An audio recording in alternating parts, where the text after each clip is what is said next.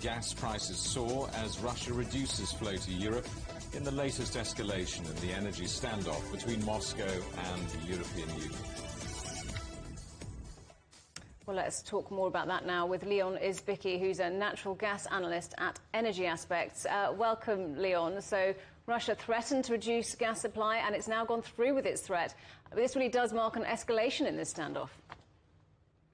Yes, absolutely. We're looking at the fact around 20% of the capacity on Nord Stream 1 is actually flowing at the moment, together with the restrictions that are in place on flows via Poland, where Russian sanctions effectively prohibit any flows via Poland into the European market. And what we're also seeing is that Ukrainian flows are essentially below capacity, meaning that it just further alleviates the tightness on the European market. So where will Europe be getting its energy from now? Well, I mean, we're looking on the European balance for European markets at a situation in which these high prices mean that pretty much every supply side lever has already been exhausted for the European continent. We are drawing as much LNG cargoes away from the global balance as possible. Europe is also in a situation now in which on the demand side, it is essentially curtailing industrial production, industrial demand, in addition to actually phasing gas out of the power sector and replacing it with coal due to the high prices.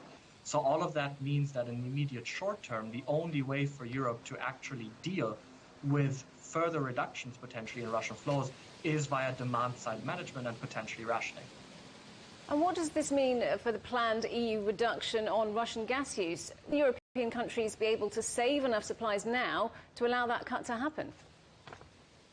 So I think the cut that has been announced in terms of the voluntary cut, it's quite uncertain exactly how European countries are going to save more gas on a voluntary basis than what the market and the high prices are already doing at the moment anyways, with respect to curtailing industrial production, with respect to curtailing gas use in the power sector. So the main novelty really was for the European Commission to actually step in and mandate, in case of a union-wide emergency, rationing programs throughout the whole of Europe and to be able to coordinate this.